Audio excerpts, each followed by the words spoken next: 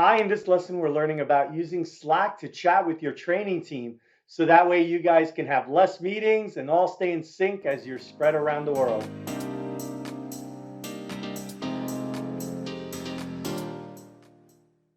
Hi, I'm Angel from RT Course Experts, and we help creative online course teachers with their tech. In this lesson, we're learning all about using Slack. What is it? Why use it? How to use it most effectively? We're going to go into some examples of how to set up your channels, and then we'll summarize our top tips. First of all, what is Slack? Slack is an instant messenger app for companies and groups that let people chat in channels, also known as rooms.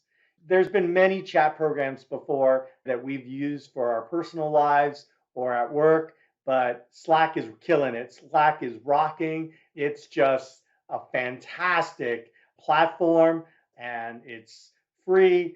So if you have a small team, medium team, or ginormous team, doesn't matter. It's a really good investment to get your team synced through Slack. So why use it? It's fast. It just works. It pops up. It's a quick message. It works on your mobile, tablet, desktop, etc. Pop-ups can be really super configured. It's very flexible. You can add your own rooms. You can give descriptions. It's secure. You can invite. You can use QR codes. You can kick people out. You can lock up rooms. It's highly reliable. If the internet's on, it's working. It's smart. If you paste a link, it knows how to expand it. It might offer you something like, hey, did you mean this? I see you message somebody, but they're not in this room. Should I invite them? It works on multiple platforms, Windows, Mac, iOS, Android, etc. Different devices, different orientation. You can configure your windows and your notifications and your sound effects. It uses all the great notification mechanisms. It's got good history. I know I talked about this topic there.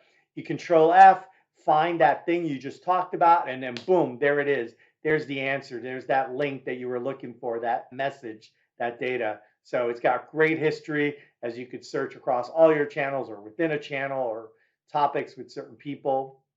It's expandable. So there's this giant app store. You can connect it to things like Google Drive. You can expand it. You can connect it to a whole bunch of apps, whether it's Google Drive or Teams or Zapier or Asana, Monday, ClickUp, etc. You can even add these fun little helper things like surveys and polls or Giphy to add fun animations to your messaging beyond the emojis. It's just fun. So it keeps in touch. You can make jokes. You can use emojis. It's easy. It just flows. Almost like when you're using a mouse, you're not thinking about the mouse. Slack is starting to turn that way. You can use Slack and you're just communicating with your coworkers and you can have a good time at work. Let's go into a how-to guide with the basics about the app. Let's go over channels. That's a very important concept, and some best practices. So first of all, there's a desktop app, there's a mobile app, there's a free version and a pro version as you level up. Even the free version gets most small businesses off the ground with rooms and messaging to your first dozen people on your team. There's no excuse to not use Slack. It's fast to set up. You can create an account. You can invite people pretty easily by sending them a link. It's smart. It knows how to get everything connected. And it's configurable, so you can theme it with your user interface preferences or your logo and some colors for your company. So the next thing is channels. All your conversations are grouped into these different channels. You might have a channel for design, a channel for marketing or operations. You create these channels. You don't want to create too many channels, just the ones you need. You create these channels. You can flag them as public or private. Public, people can browse them. You can't just join a private. You'll see a little lock icon there. You add people to channels by default, so you can add who's necessary. Channels have members, so you can add who needs to be in that channel for that topic. You can also see who's already in that channel. You can add people. You can potentially remove people. And there's all sorts of different roles as well. And every channel has a description and a purpose. So you can specify what this channel's for and maybe what you're currently working on. You can rename channels, and later on, when those channels maybe aren't used anymore, you can even archive them. So that's useful. You're going to be able to star your favorite channels. You have, I don't know, 5, 10, 50 different channels. You're going to star your favorite channels and they'll show up on top on your sidebar. And you can also organize channels. If you have a couple of channels that are the same topic, you can put them into a group. Now, as a team, here are some best practices as you're using Slack.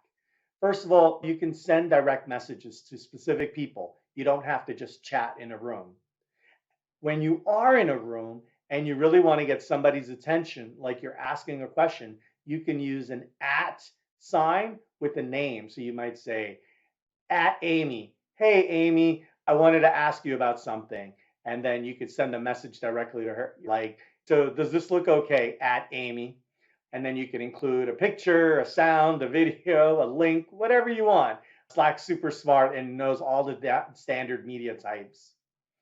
Now, you want to leverage asynchronous. Asynchronous means you're not step by step. You're sending a message, later they're going to send a message. Sometimes you're having a real-time chat, and that's fine. Often you want to leverage asynchronous. You don't want to just go in a room or talk to a person and say, hello?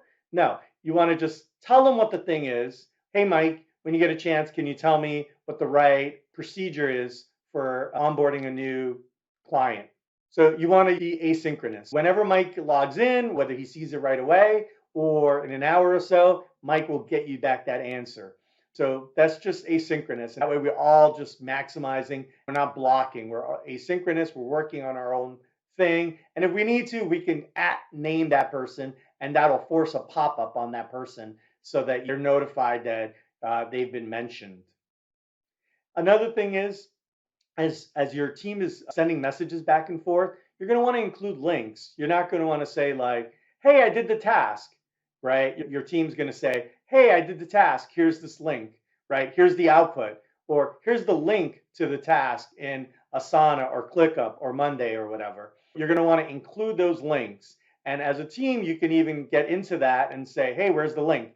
So that you're training everybody on your team to, here's a message, something just happened, and here's the information, here's the output, here's the details, the requirements, here's the design. Just get into a habit of including the links in your Slack messages. And then use emojis. So if somebody says like, hey, I just published a new blog article, you don't have to say thank you. You could say thumbs up. And so that saves us. So when we have a real message, we can give a message. We can use emojis for check mark, it's done, or thumbs up, or thumbs down, or thinking, or happy face. And then you can use some standard emojis as well as some fun emojis, different ways to clap or high five or even fireworks. Another good practice in Slack is to reply in threads. Somebody posts a message in a channel, the message is there, and there's going to be potentially, if this is a high traffic channel, there's lots of individual topics flowing within a few hours to and from different people. So what you do is, if somebody posted a question, you can respond back in a thread, and then that thread is a series of replies and comments that are hidden from the main channel. So on the channel, you see the top level topics, top level questions, statements, and on any of those, you'll see a little symbol there to let you know that there's comments in a thread. And inside that thread are all the different comments with specifics about that initial message.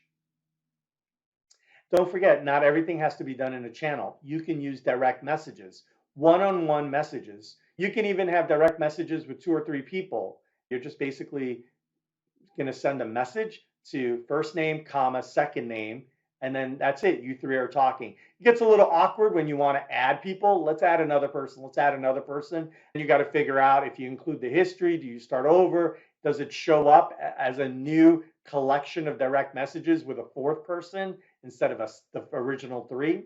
But nevertheless, as far as regular and just normal direct messages, if you want to send a message to Steffi, you just say, hey, Steffi, and you're just talking directly to Steffi. No problem. Now, Slack has a great search system. You can search across all your channels. You can search within a channel. You can search by people or topics or keywords or whatnot. Search is really great because you know that maybe you discussed a topic in one of your channels. And that's another reason why you don't want to have so many channels. So you can quickly go to that specific channel on coaching. You go to that coaching channel and you're searching for something like, hey, what's our template for such and such? And so as an example, you have a coaching channel, you go in there and you can search for a very specific thing like feedback. And you're searching in your coaching channel for feedback, and you're going to definitely find the thing that you were looking for or that reference material. Finally, Slack is awesome because you can integrate it with a bunch of apps. You can have a Slack channel for operations, or you can have a Slack channel for sales, and you could get a message pop up every time a new sale is made, or every time a new article is published on ConvertKit, you can get a message in your marketing channel. So you can do all sorts of cool things. You can integrate with Dropbox and Google Drive and Microsoft Teams, and there's all sorts of really great integrations as well as custom ones that you can make. Let's check out some tips on how to create your channels. Let's go into a couple of angles on how you would create your channels for your workspace. You probably need a channel for everyone. This could be something like hashtag general. I want to let you know that channels in Slack start with a hashtag, which is the number sign. I'll say hashtag, and that means the number sign symbol. So this is like hashtag general or hashtag announcements. You're letting everybody know we're switching from Asana to Trello. There's some big announcement that you're letting the whole team know. You'll want to have that channel where everybody's on it. Next, you'll want to have channels by department. You might have hashtag marketing or hashtag team-marketing. Remember, when you're looking at your Slack channels on the left, you're going to see a bunch of team-marketing or team-finance or team-operations. You want those to be naturally sorted and grouped together. The important part here is that you want a channel for each group in your company. Next, you're going to have some channels that are really just for cross-functional projects. So this is where you're going to mix a few people. You got a cross-functional team. You have one marketing person, one designer, one coder. Next, you're going to have channels for your cross-functional teams. These are your cross-functional projects. They're not ordinarily in the same channel. So you might have, for example, Community Launch 2023. In that channel, you have your social media manager, you have your lead coach, you have an operations person, a support person, and maybe a salesperson. So you have a couple of these different kinds of roles all coming together in this channel. That channel could last for a few weeks, or it could last for months until that project is complete. Next up, you might have some private channels. This is like for sub-teams, right? So maybe there's a private channel just for sales. There's no reason for the rest of the team to see what's going on in there. Maybe you do, and you might have sales news. Maybe the public sales news goes in the announcements. You landed a big client.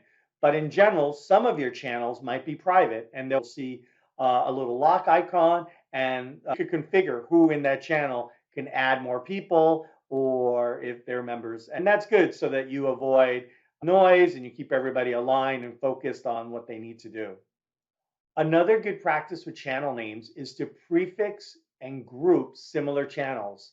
For example, let's just say you're doing courses and you might have hashtag course slides or hashtag course videos. That's where you're really geeking out and creating the videos and the links and the editing and the intros and the outros and the slides. You might be talking about all sorts of different decks that you have, different resources, etc. So those teams could, in a tiny company, sure, that could be hashtag course. In a slightly bigger operations, you might have different groups working on different kinds of videos. There's just so much stuff going on the videos that you want to put that into its own island.